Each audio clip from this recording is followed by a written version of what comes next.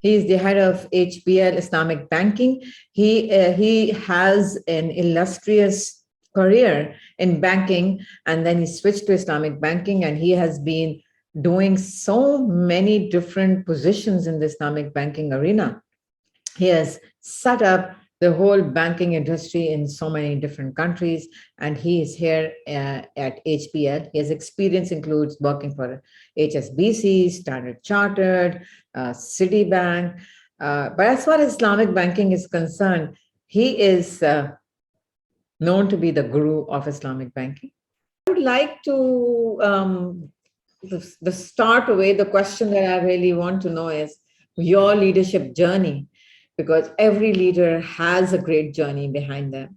And I would like you to give us some your journey in a crux, and along while you're doing that, also tell us some things which were some nuggets of learnings and experiences that you think would be really useful for leaders of today. Well, thank you for the opportunity. By nature, a very competitive person. If you tell me this can't be done, that's the first thing I start doing. So sometimes it's very helpful. It's a motivation you need to really excel. Sometimes, it can go really wrong. So some things are better left undone. So you have to pick and choose. Along the way, I realized that the world, the way it has turned, is that no individual person can succeed individually. Right? वो racetrack पे तो ठीक है. In the corporate world or in the business environment or generally in life, now there are dependencies. So if there are dependencies, then how do you win? Right? So everybody must understand what you're trying to achieve. So I think leadership requires having a vision which you can't communicate to others is useless, right? It's just with you. So you must have clear vision, and you must be able to explain it to people in a language that they understand, right? And over the years, I've learned that they have to own it.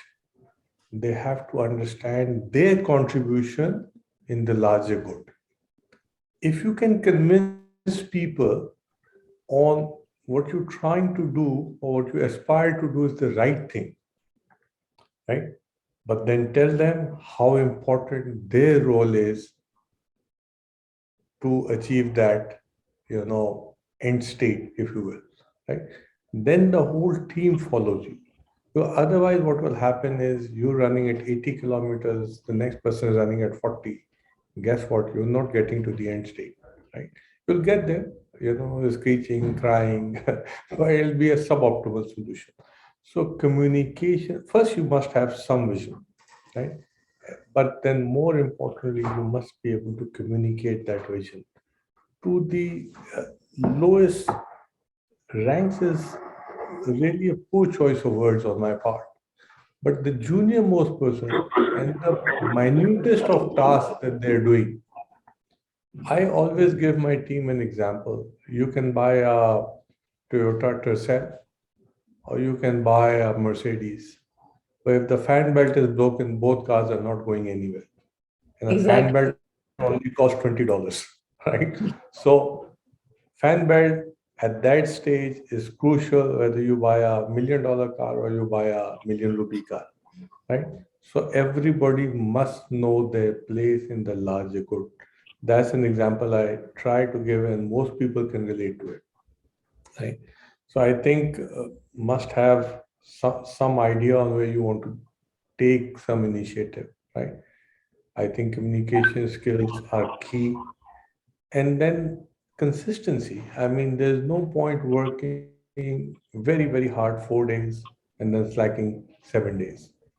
It's just completely nonsensical. So if you have capacity to work 10 hours a day, work 10 hours a day every day.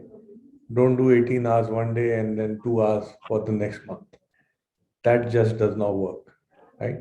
So you have to see the capacity of the team, not your own capacity, because again, what we want to do is go forward together.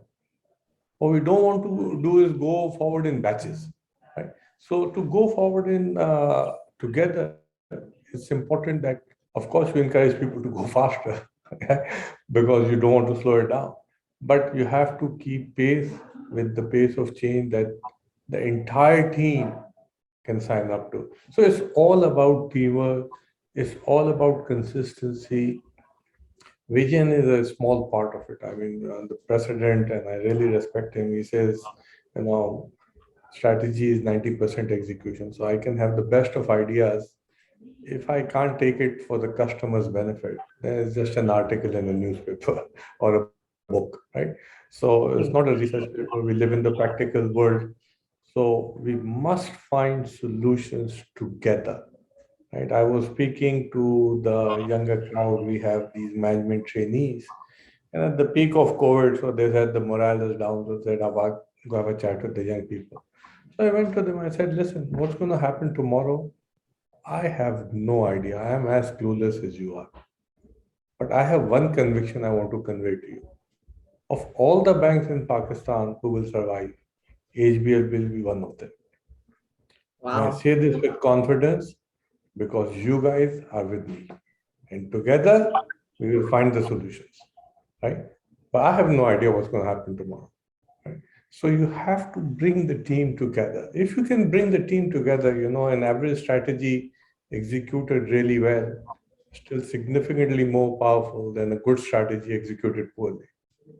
Absolutely, you're absolutely correct. This was saying, Anna, that execution eats strategy for breakfast. So you're Absolutely. absolutely correct on that. When you were talking about the fact of having a consistency and persistence and a rhythm and a cadence is so important to have that kind of a cadence that you are talking about. And also, I think you really pointed it well about the conviction that we need to have in ourselves and in our team members. So tell me something, Afaq. What were those turning points, those changing points in your leadership journey? There must be some incident, some story that made you even wiser. Well, I'm not wise, that's for sure. And I think that's my strength. I know I'm not wise, so I have to make it up otherwise. No, I mean, I started my banking career with Citibank, and then after many, many years, I had a personal decision to switch over to Islamic banking, and it was my personal faith-based decision.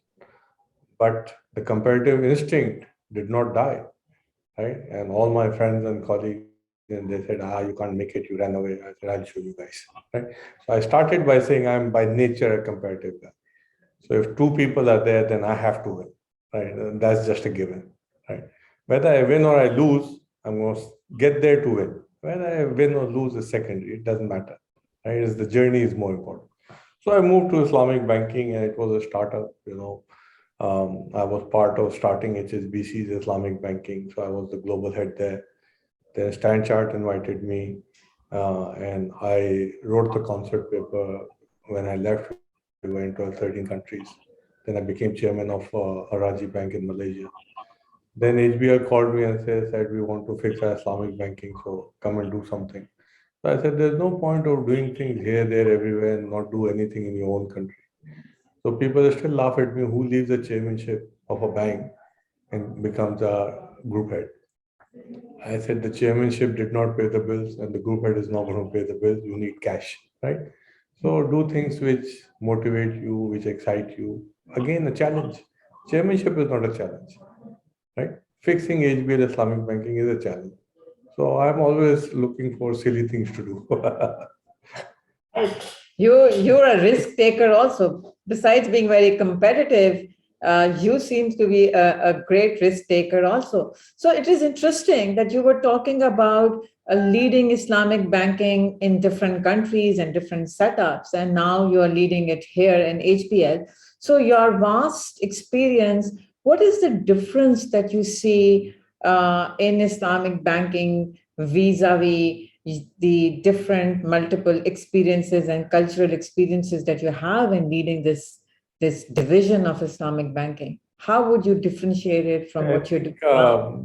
it's going to be a little bit controversial, but I'm saying it in a positive context. So we have to learn from history. Ignoring history never works, right? So if most of the countries in the world, when you go and talk about Islamic banking, they ask you two questions. Is it Islamic? Yes. Did the Sharia board sign it? Yes.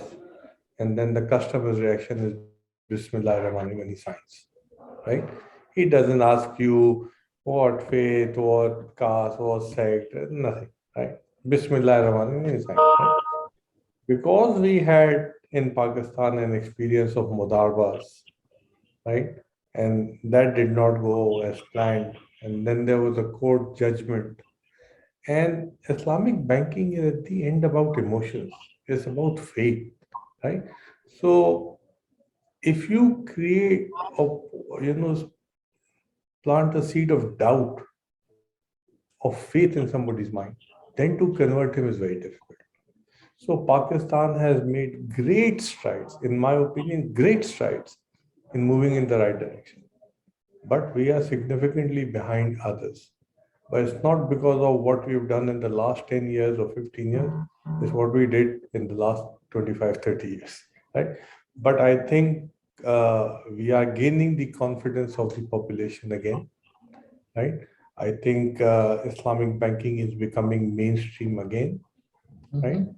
We have comparative solutions vis-a-vis the market, right? We have reach, we have customer service, we have pricing ability.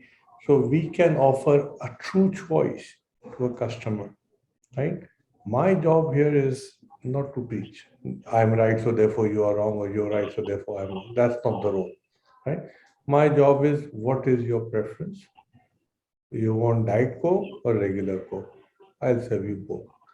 The economic, financial product need in society is already established, right? An importer needs an import letter of credit.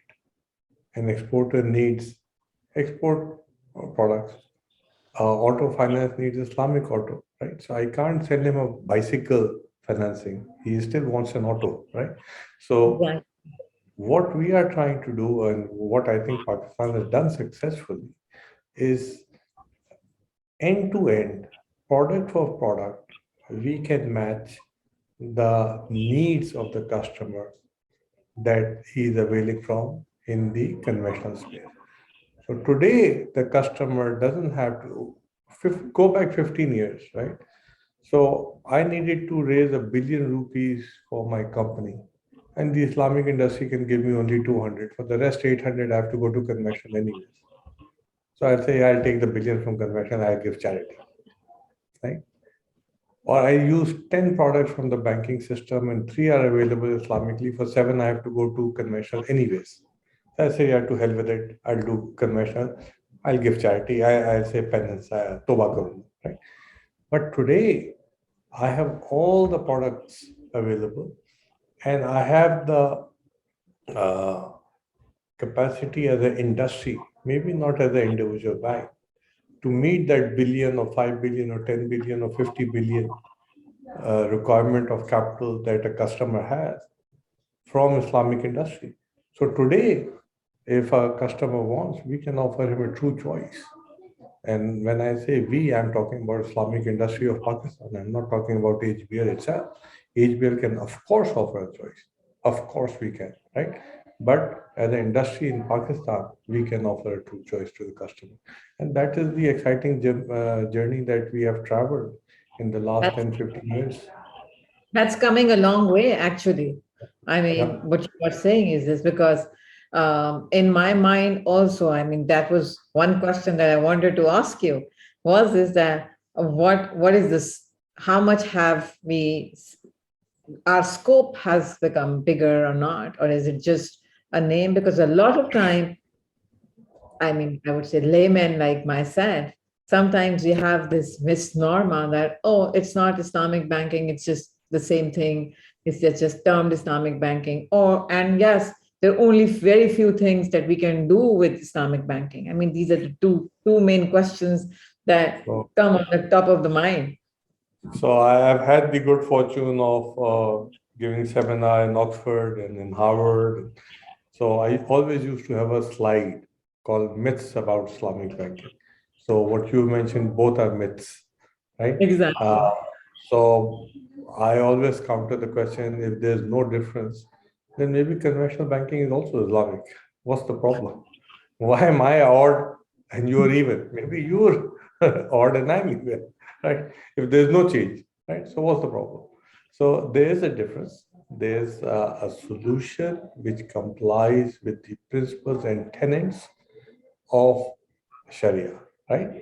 But the end need is you need a house. The end need is you need a car. The end need is you need a letter of credit. Yes, the end need is the same, right? So if you need a car, I cannot sell you a house. If you need a house, I cannot sell you a motorcycle because you don't need it. So first there has to be economic demand, and then how do I service that economic demand? Staying within the laws of Pakistan, staying within the laws of Sharia, right? Not making it too difficult for you so that you have to make a sacrifice, that to avail the solution in a Sharia compliant manner, you have to wait 3 months or you have to sign 2000 pages. That's the goal that I have. I'm an intermediary, right? I'm trying to minimize disruption and offer a true choice because we are in the service industry. If all the customers want Islamic, Pakistan will turn into Islamic banking 100%. If nobody wants Islamic, irrespective of what Afaq Khan wants, it will not. Because you decide. I don't decide. I serve, right? Yeah. You decide. I don't get to decide. That's absolutely correct. I mean, the myths will stay, but I think the clarity that you gave about the myths is something which is also something that needs to be given more, I would say, often. So thank you for that clarity. Also, tell me something. Leading at leadership positions and being here at HBL and making this kind of a difference. Yes, you are a leader, and but at the same time, when we are working, the whirlwind of day to day, that really takes us over. So what do you do to stay focused on your goals and not let the whirlwind take you over? So I've been extremely fortunate. I don't think everybody can follow that, but I've been extremely fortunate that my work is Islamic banking, my hobby is Islamic banking, my passion is Islamic banking. So if you wake me up at 3 and say, let's talk Islamic banking, I said, yeah, let's have a cup of tea, let's talk. Right? So I'm extremely, extremely fortunate. And I think one of the reasons for the modest success that I've had is also this, right? When I come to work, I'm always excited, always. Let's go do something, right? So it's not work. It's not work. I joke with my wife, why can't we work 7 days? She's like, for God's sake, get a life. Right? But if I could talk Islamic banking 7 days a week, I'd be very happy. Wow. I mean, definitely you're very fortunate. But tell me something. In all of this, is there how do you I'm sure there must be some instances where you do get prone to the burnout or you don't, or what do you do not to get prone to the burnout with the kind of passion you have? No, I don't really know what burnout is really, to be very honest with you. I run two charities, I'm involved in some social work here and there. 24 hours is a very long time, right? If you can learn a little bit of discipline in time management. Today I have a board meeting, I found time for you. I'll go back to my board meeting, right? But if you don't have time management, you say, oh, I have board meeting this week, I can't do it, right? There's always 15, 20 minutes you can take out in anything. It is not a big deal, right? So 24 hours is a very long time, right? So I find time for my friends, for my family, for my social work, for my work. But I'm disciplined, a little bit disciplined, right? I come to work, I make a list of things to do. These are the things I'm going to do. For me to count my work day to be productive, right? If I don't accomplish those tasks, I was not productive today, right? And I will Okay. not get up from my office and go home till I scratch all of those, right? So now my team makes fun of me. Oh my God, this is on the list. I said, how do you know? Because you followed up 3 times already and it's been only 15 minutes. So it's top of the list. I said, yes, it's top of the list. Please get it done. So a little bit of discipline, little bit of discipline. That's it. I think very rightly said about you by you. One, you were talking about discipline, and the other thing, when you talk about you're very clear about your big rocks, not only your weekly big rocks, but also your daily big rocks. So you're really precisely focused on that, and that's really heartening to actually see into execution all of these things.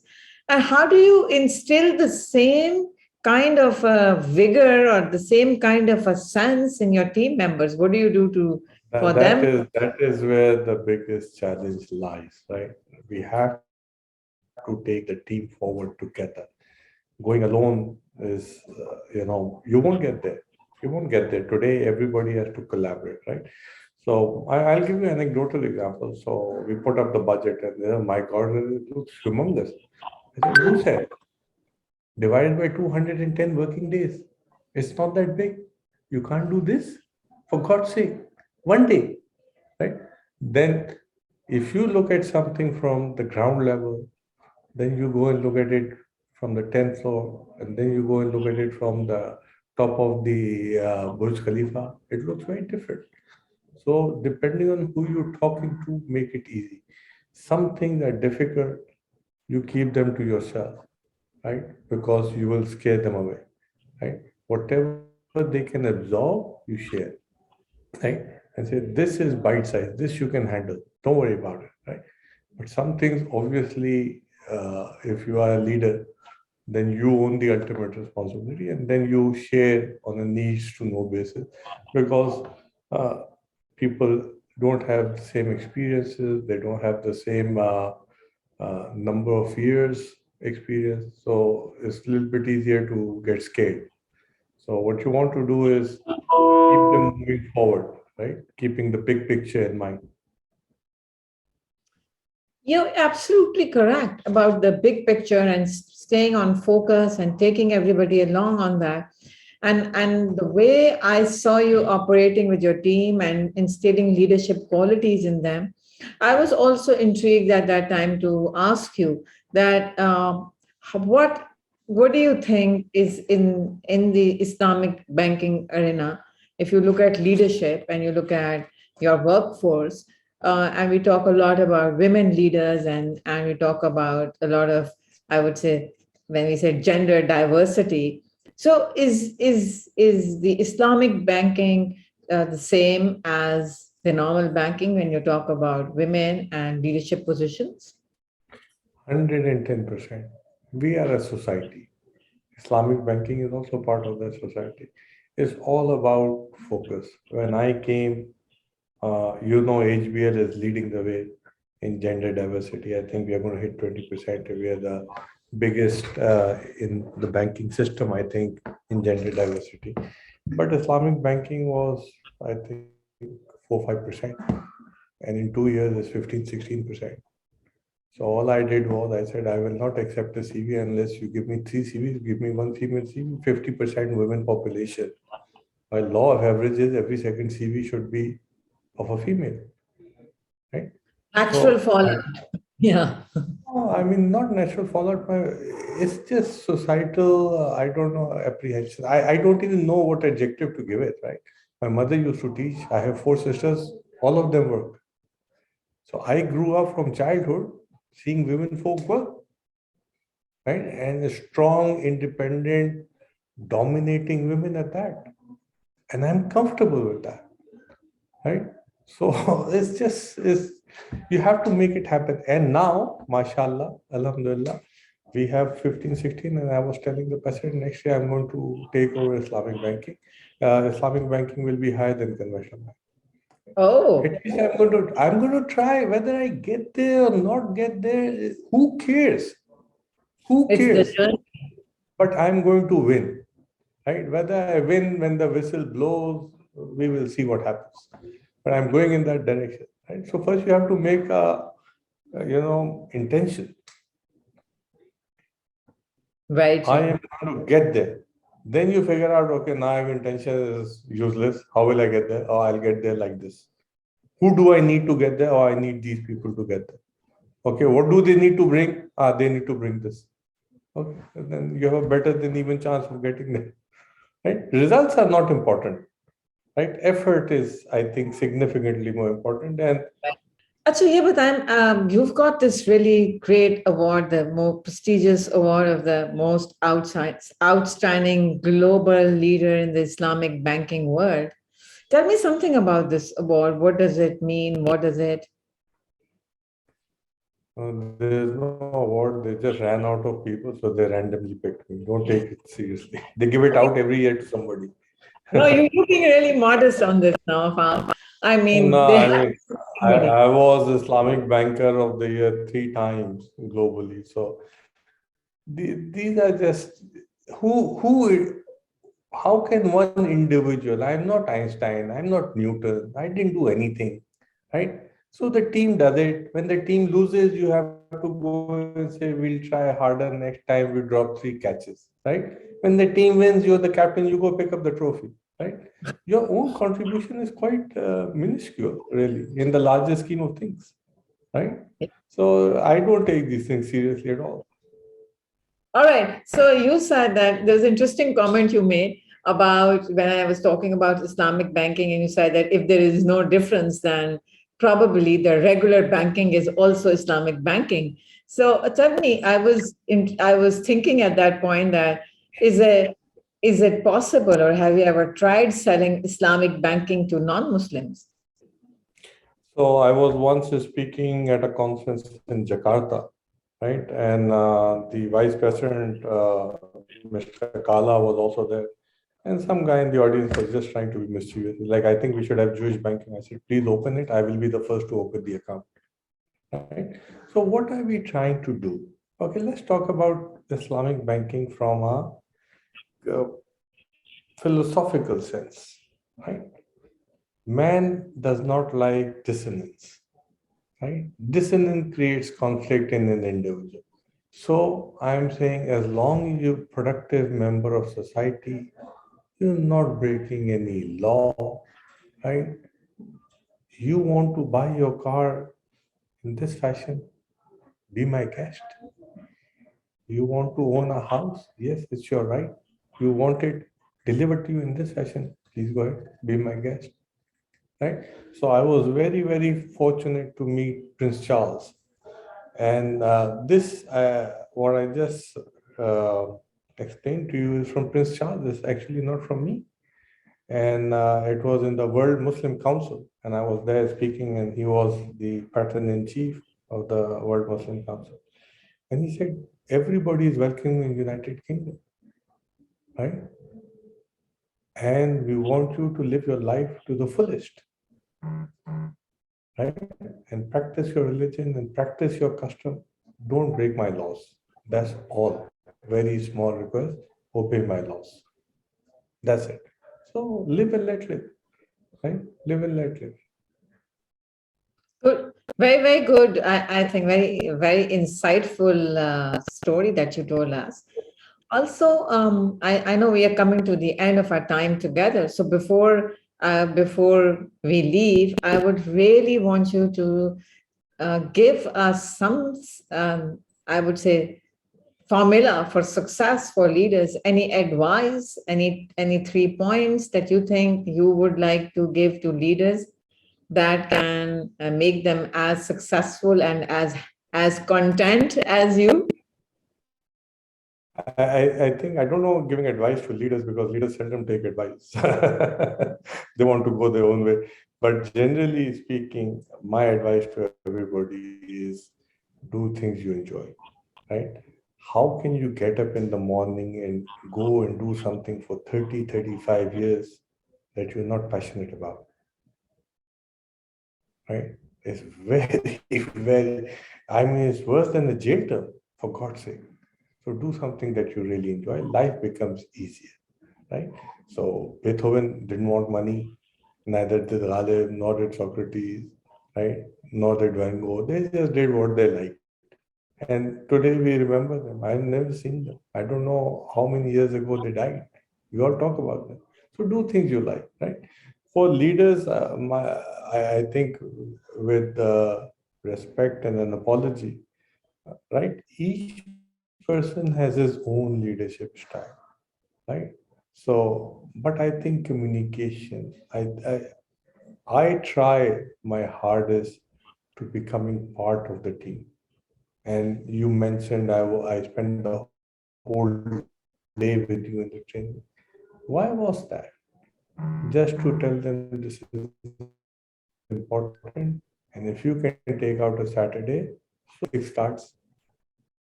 How come my cards are on my desk and your cards are not on your desk?